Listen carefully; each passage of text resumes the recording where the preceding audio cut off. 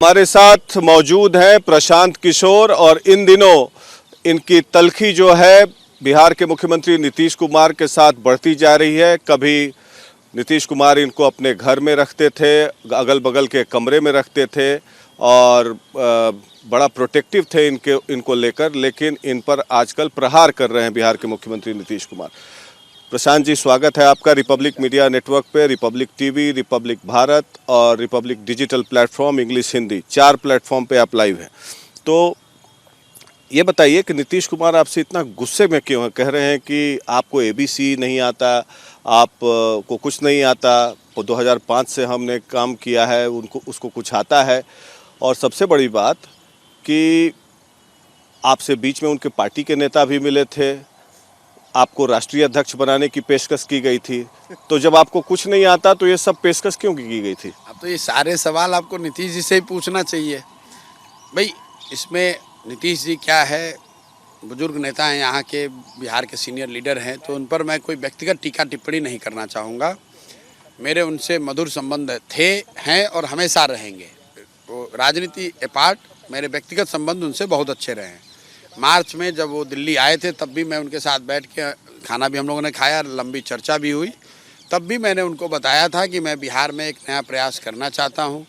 उनकी समझ ऐसी थी कि मुझे नया प्रयास करने के बजाय उनके साथ जुड़कर ये काम करना चाहिए, उनके दल को बेहतर बनाना चाहिए। तो मैंने उस समय भी ये जवाब दिया था कि मैं एक बार आपके साथ जुड़ के मैंने किया, वो अनुभव ठीक नहीं रहा, इसलिए फिर से उसको दोबारा करना सही नहीं है। क्या अनुभव ठीक नहीं रहा? नहीं, मतलब हम लोग साथ में थे और सीए एनआरसी पर मुझे अलग होना पड़ा या उन्होंने मुझे अलग हटा दिया। जब एक बार आपने अलग हटा दिया तो मैं अपना कुछ नया प्रयास अगर कर रहा हूं तो अपने स्तर पर ही इसको करना चाहता हूं। ये उनका बड़प्पन है कि उन्होंने फिर से ऑफ़र दिया, लेकिन मुझे अब वो स्वीकार नहीं। उन्होंने मार्च में आपको ऑफर दिया था? हाँ, जरूर ये कहा था। ऑफ़र की तो बात मैं आपसे नहीं कह सकता हूँ, लेकिन ये ज़रूर कहा कि हम लोग को मैंने उनको ये बताना ज़रूरी समझा था कि मैं बिहार में कुछ नया प्रयास शुरू करूं। क्या ऑफर दिया था? नहीं, ये मैं आपसे बात नहीं कर सकता हूं, लेकिन ये मैं आपको कह सकता हूं। बताइए, आप टेलीविजन पे बताइए क्या ऑफर दिया था। बता रहा हूं कि मैं जब उनसे मिलने गया था तो कोविड के बाद उनकी वो तो बात पुरानी हो गई। आपको जो ऑफर दिया, आप कह रहे हैं कि एबीसी नहीं आती है आपको। हम नहीं कह रहे, वो तो वो कह रहे हैं। हाँ, तो ऑफर क्या दिया था? राष्ट्रीय अध्यक्ष बनाने के लिए आपसे ललन सिंह भी मिले थे दिल्ली में। उन बातों का कोई महत्व नहीं है। जो बात प्राइवेट में होती है उसको मैं सार्वजनिक नहीं करना चाहता हूं। मैं इतना ज़रूर कह सकता हूं कि जब मैं उनसे कुशल क्षेम के लिए मिलने गया था तो मैंने ये बताया था कि मैं बिहार में कुछ अपना नया प्रयास करना चाहता हूं। उस समय उनका प्रपोजल ये था कि आप मेरे साथ जुड़ के फिर से काम कीजिए। मैंने उनको बताया कि ये पीछे का अनुभव ठीक नहीं रहा, इसलिए आगे ये करना शायद उचित नहीं होगा। एबीसी बोल रहे हैं कि नहीं आता। वो ठीक है, चलिए, एबीसी नहीं आता है, ये कौन इस बात को सीरियसली लेगा। लेकिन मान लीजिए कि हमको एबीसी नहीं आता है, तभी बिहार में आकर सीखने का प्रयास तो कर रहे हैं। कम से कम मुझे इस बात का बहुत अभिमान नहीं है, दम्भ नहीं है कि मुझे बहुत कुछ आता है। मैं तो उलट बात कह रहा हूँ। मैं तो ये कह रहा हूँ कि मुझे जो आता है उससे मुझे और बेहतर सीखने समझने की ज़रूरत है। इसलिए बिहार के लोगों के बीच में रहना चाहते हैं, उनके गाँव घूम रहे हैं, जा रहे हैं, लोगों से मिलना, सीखना समझने का जो प्रयास है वो करना चाहते हैं। मैं इस बात का अभिमान नहीं करता हूँ कि मुझे कुछ आता है। नीतीश जी ने ये कहा तो उसका मुझे कोई दुख नहीं है और मुझे कुछ से असर नहीं है। हाँ, ये ज़रूर बात है कि नीतीश जी को तो आता है, वो ए टू जेड जानते हैं, वो मुख्यमंत्री हैं, तो उन्हें ज़रूर ये समय थोड़ा निकाल कर हम जैसे अनपढ़ों को, बेवकूफ़ों को बताना चाहिए कि भाई बिहार में उन्होंने ऐसा कौन सा अच्छा काम कर दिया है जो हम लोग नहीं समझ पा रहे हैं। बिहार की आर्थिक हालत, बिहार के उद्योगों की हालत, बेरोजगारों की हालत, युवाओं की हालत, शिक्षा की हालत, चिकित्सा की हालत, अगर उसमें कुछ सुधार हुआ है तो उनको ज़रूर ये बताना चाहिए। क्योंकि जो आंकड़े हम लोग देख पा रहे हैं जो पब्लिक डोमेन में है, चाहे वो राज्य के आंकड़े हों, राज्य सरकार के, केंद्र के हों या इंडिपेंडेंट एजेंसियों के, हर जगह तो यही दिख रहा है कि बिहार आज भी, उनके 17 साल मुख्यमंत्री बने रहने के बाद भी, बिहार आज देश का सबसे गरीब और पिछड़ा राज्य है। लोग पलायन के लिए मजबूर हैं, सबसे ज़्यादा बेरोजगार लोग यहाँ हैं, सबसे ज़्यादा अशिक्षित लोग यहाँ हैं। तो ऐसा कौन सा उन्होंने काम किया है जो इन आंकड़ों में परिलक्षित नहीं हो रहा है?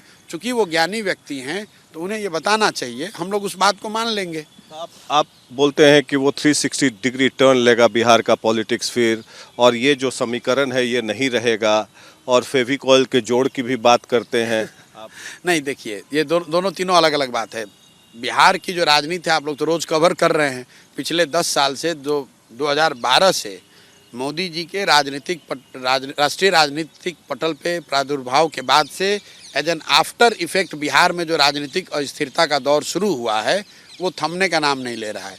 2012 के बाद नीतीश जी का ये 6वां प्रयोग है सरकार बनाने को लेकर। तो 6 बार 180 डिग्री या 360 डिग्री घूम चुके हैं।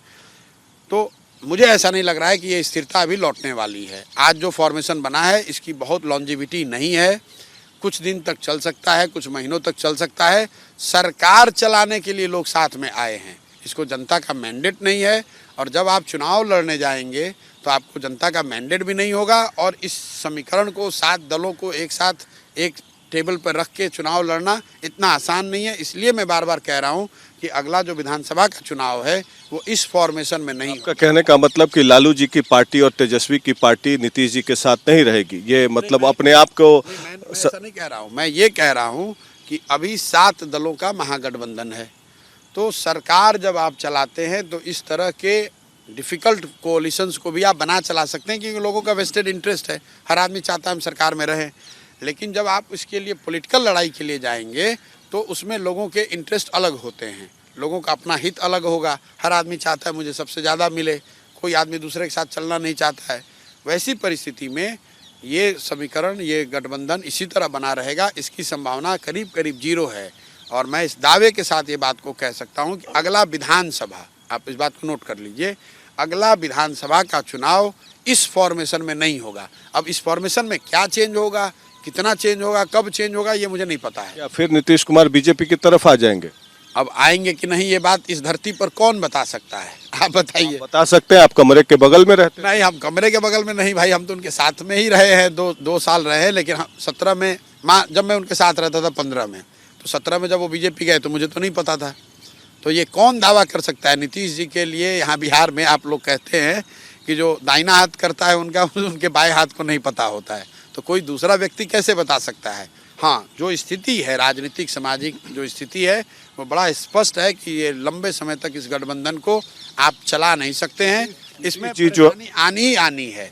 आप लोग खुद आपने अपना कोई रिपोर्ट अभी 2-4 दिन पहले चलाया कि कैसे लोग बालू माफिया ऑफिस में घुसकर अफसरों को धमकी दे रहे हैं। तो नीतीश कुमार या तो उसको सब्सक्राइब कर रहे हैं। उसमें एक वक्तव्य है कि तुम्हें पता नहीं है हम लोग की सरकार बन गई है। तो हम लोग की सरकार तो नीतीश जी की सरकार है। तो क्या नीतीश जी ये मानने को तैयार हैं कि बालू माफियाओं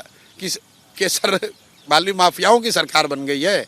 जो आप टीवी पे चला रहे हैं, हमने तो टीवी पे देखा। हमने नहीं चला, जो उसने बताया माइनिंग इंस्पेक्टर। तो उसने क्या बताया कि उसने कहा कि तुम्हें पता नहीं है कि अब हम लोग की सरकार है।